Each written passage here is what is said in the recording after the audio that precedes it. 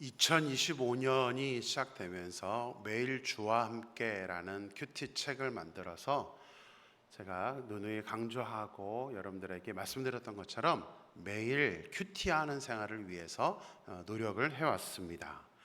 1월부터 이제 창세기가 시작이 되었는데 이제 장장 8개월 동안 창세기와 출애굽기 말씀을 자세하게 살펴보았습니다.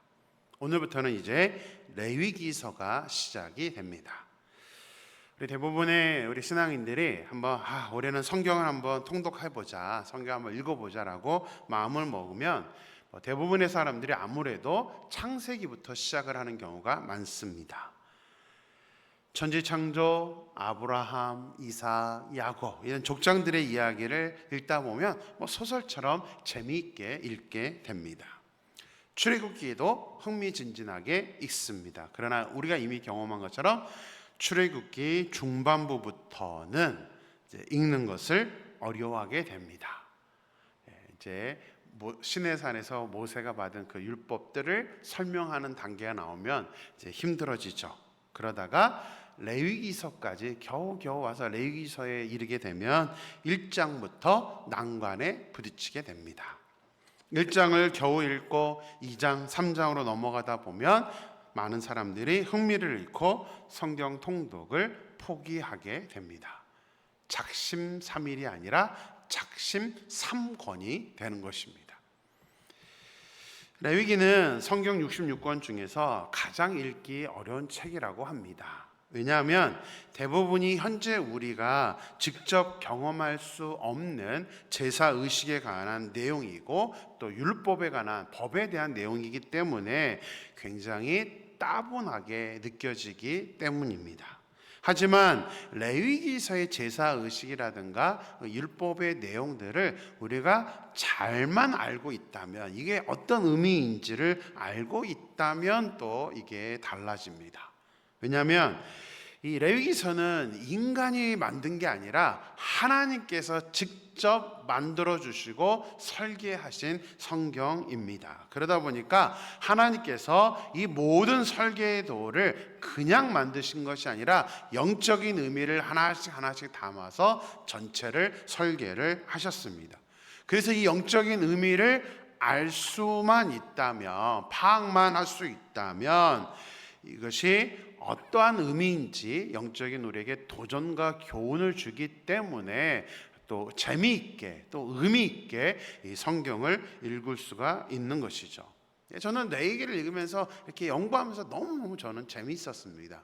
그래서 여러분들에게 최대한 이제 어떻게 설명을 드릴 것인가 고민을 하면서 이제 설교를 준비하게 되었습니다. 내용이 워낙 어렵기 때문에 해설을 해주지 않으면 개인들이 이해하기는 어렵습니다. 그래서 사실은 이제 레위기 큐티할 때는 이 영상을, 새벽 영상을 보는 것이 중요합니다. 그래서 제가 레위기서만큼은 그냥 단순히 설교한다는 개념보다는 성경 공부한다는 개념으로 제가 준비를 했습니다. 그래서 이 내용의 구체적인 의미가 뭔지를 제가 자세하게 해설을 해 드리겠습니다. 자, 하나님은 회막에서 모세를 부르신 후에 이제 5가지 제사 규례에 대해서 말씀해 주셨습니다. 제가 최대한 그림을 이용해서도 여러분들에게 설명을 드리는데요. 자, 첫 번째는 번제에 대한 규례입니다. 우리 출애굽기에서 여러 그림을 보여드렸기 때문에 이 오늘 본문에는 모양에 대한 설명보다는 이제 그 의미에 대해서 우리가 좀 더 집중해서 보도록 하겠습니다. 번제는 제사 중에 가장 기본이 되는 것으로 영적으로는 이제 헌신을 의미합니다. 자, 헌신이라는 단어를 담아두면 그 다음부터 번제를 이해할 수가 있습니다. 번제는 헌신. 그러면 그 안에 규정들은 어떤 의미가 있을까 생각을 바로 추측할 수가 있습니다. 자, 헌신, 현재로 치자면 우리가 예배를 드리는 것, 헌금을 드리는 것, 또 우리가 봉사를 하는 헌신을 의미하는 그런 제사입니다. 1장에서는 번제를 드릴 때 현재로는 우리가 하나님께 헌신을 하거나 예배를 드릴 때 주의해야 될 몇 가지 규정에 대해서 설명을 하고 있습니다. 이 규정을 정해놨다는 얘기는 중요하다는 거고 의미가 있다는 것이죠. 자, 첫 번째 규정은 2절에 기록되어 있습니다. 우리 2절 말씀 보겠습니다.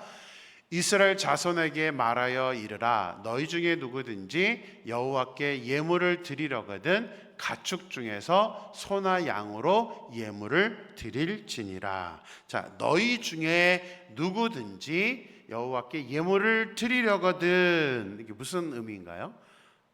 누구든지 드리려거든. 이 말은 번제가 억지로 의무로 드리는 것이 아니라 자원해서 드리는 제사라는 의미입니다.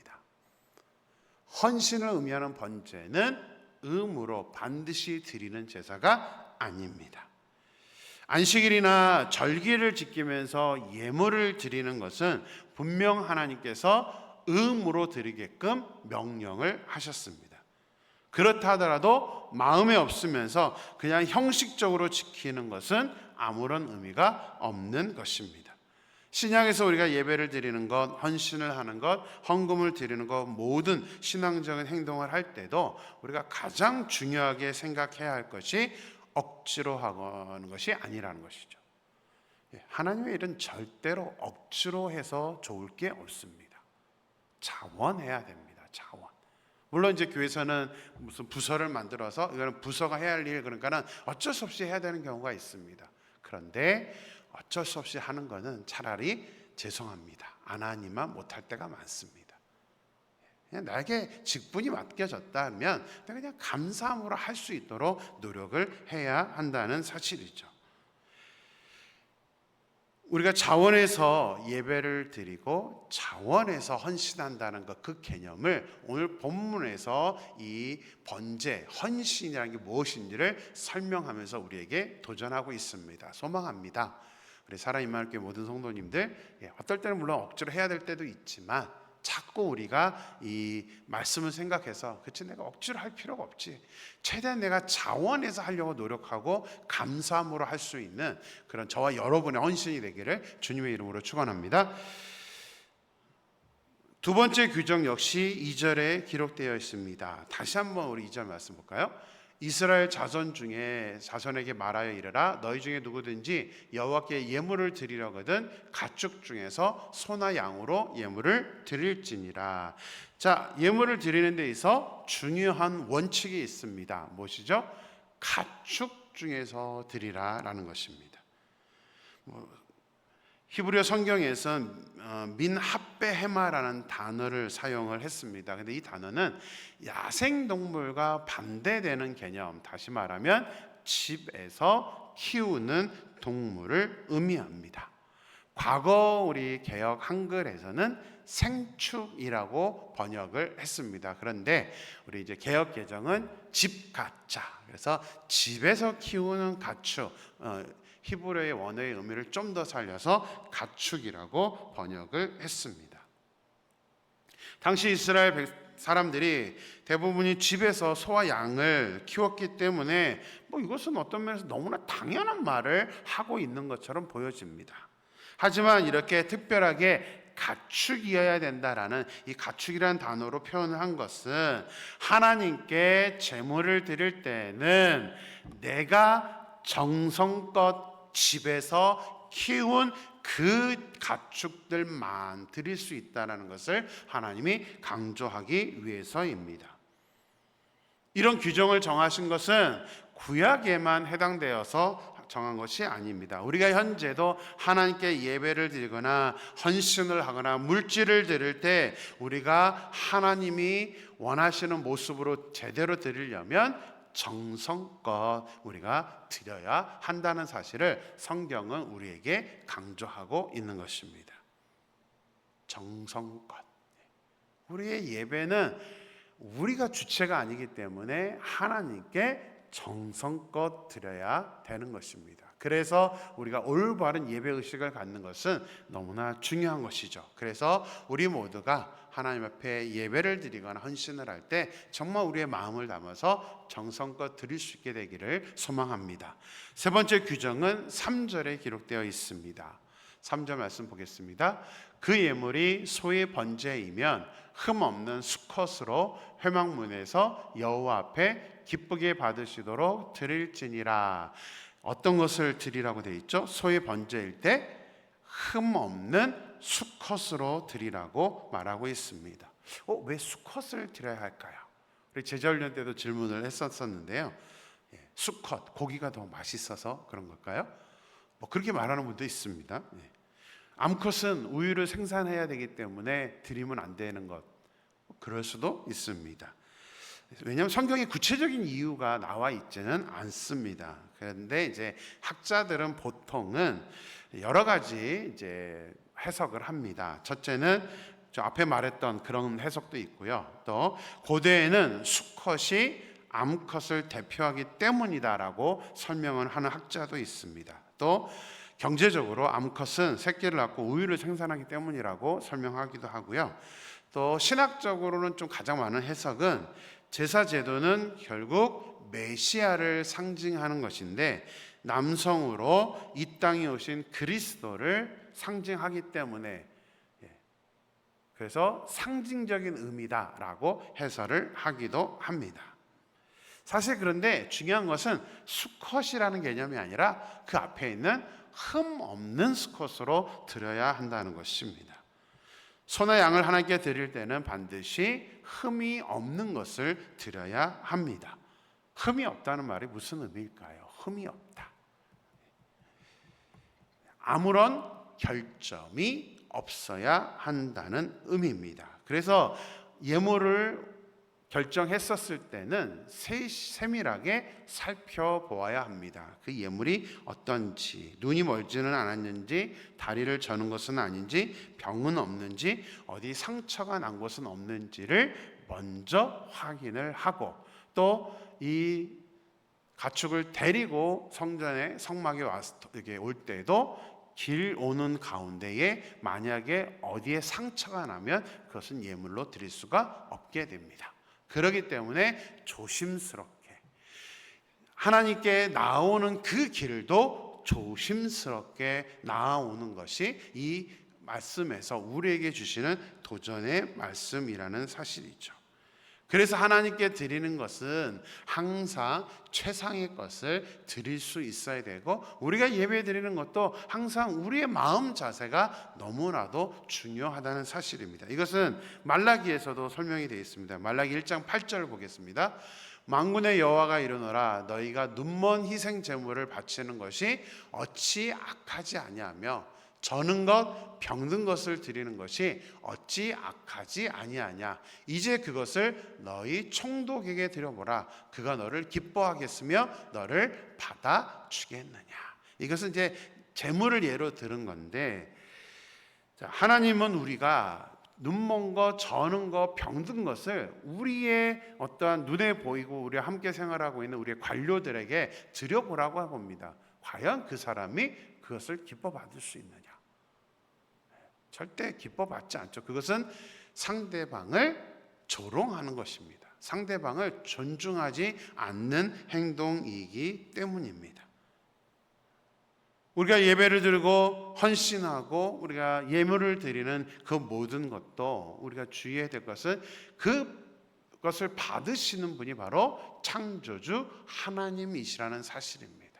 그래서 예배로 일어나라에서도 누누이 말씀드렸지만 우리가 지각을 하거나 또 우리가 예배 의식이 없어서 약속해놓고 우리가 그냥 마음대로 시간을 다 빼버리고 하는 것들이 결국은 우리가 하나님과의 관계에 문제가 있다는 사실이죠. 물론 어쩔 수 없는 상황들까지 제가 이런 말씀드리는 것이 아닙니다. 최선을 다해서 우리가 온전한 마음을 가져야 된다는 사실이죠. 그래서 우리의 예배는 흠이 없는 가장 최상의 것을 드려야 한다라는 그 개념을 오늘 이 말씀을 통해서 우리가 깨닫고 온전한 우리가 예배의식, 헌신의 마음을 가질 수 있게 되기를 소망합니다. 네 번째 규정이 있습니다. 역시 3절에 기록되어 있는데요, 3절 다시 한번 또 보겠습니다. 그 예물이 소의 번제이면 흠없는 수컷으로 회막문에서 여호와 앞에 기쁘게 받으시도록 드릴지니라. 자, 헌신 예배는 중요한 게 뭐냐면 하나님이 기쁘게 받으시도록 드려야 한다는 사실입니다. 이 구절을 영어 성경에서는 It will be acceptable to the Lord라고 번역을 했습니다. acceptable, 하나님이 인정할 만한, 받아들일 만한 그런 모습으로 드려야 한다는 사실입니다. 번제는 드리는 나에게 초점이 맞춰져 있지 않습니다. 예배도 마찬가지입니다. 헌신도 마찬가지입니다. 우리는 많은 경우에 예배, 물질, 헌신 이런 거를 드릴 때 내가 마치 인심 써서 하나님께 드려주는 것처럼 우리는 착각을 하게 됩니다. 예배는 내가 받는 것, 내가 기준이 아닙니다. 예배의 중요성은 하나님께서 과연 내가 지금 드리는 예배, 내가 드리는 물질, 내가 드리는 그 헌신을 받아주셨느냐라는 것입니다. 우리가 올바른 태도, 올바른 중심으로 예배를 드리지 않는다면 It is not acceptable. 하나님이 받아들일 수 없는 예배거든요. 그래서 우리는 하나님이 받을 만한, 또 기쁘게 그것도 받을 만한 예배를 드려야 한다는 사실이죠. 그래서 우리의 예배, 우리 물질을 드릴 때, 우리 헌신을 했었을 때는 과연 내가 지금 제대로 드리고는 있는 것인지, 하나님이 받으시고는 있는 것인지를 우리는 반드시 생각을 해야 된다는 사실입니다. 그래서 이 말씀 하나 우리가 잘 기억할 수 있었으면 좋겠습니다. 하나님이 기쁘게 받으시도록 소망합니다. 저와 여러분이 하나님이 기쁘게 받으시는 사람, 하나님이 기쁘게 받으시는 예배, 기쁘게 받으시는 헌금, 기쁘게 받으시는 헌신을 할 수 있는 자 여러분이 되기를 주님의 이름으로 간절히 축원합니다. 기도하겠습니다. 하나님 감사합니다. 오늘도 새날을 허락하시고 특별히 이제 8개월의 긴 시간들을 우리 창세기 출애굽기의 말씀들을 하나님이 읽음으로 또 묵상함으로 매일 주님과 함께 동행할 수 있도록 인도해 주심에 감사를 드립니다. 이제는 조금 어려운 성경인 레위기를 우리가 시작하게 되었습니다.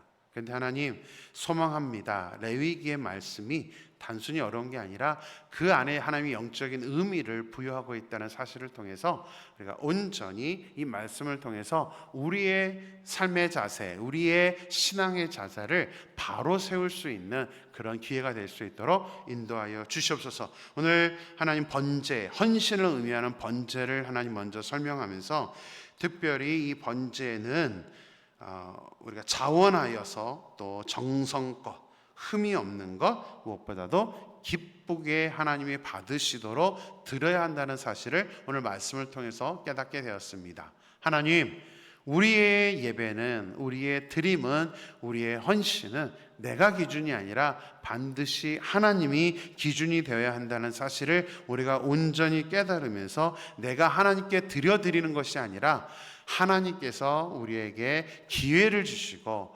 하나님의 은혜 안에 머물 수 있도록 역사해 주신다는 사실을 우리가 온전히 깨달아서 정말 하나님 억지로가 아니라 자원하여 정성껏 하나님께 우리의 모든 것들을 드릴 수 있는 그런 우리의 삶이 될 수 있도록 인도하여 주시옵소서. 무엇보다도 하나님 우리의 모든 이 신앙생활들이 하나님이 받으시는 것이 될 수 있도록 우리의 중심을 올바로 가져갈 수 있도록 역사하여 주시옵소서. 하나님께서 온전히 이끌어 주실 줄 믿고 거룩하신 예수님의 이름으로 기도드렸습니다. 아멘.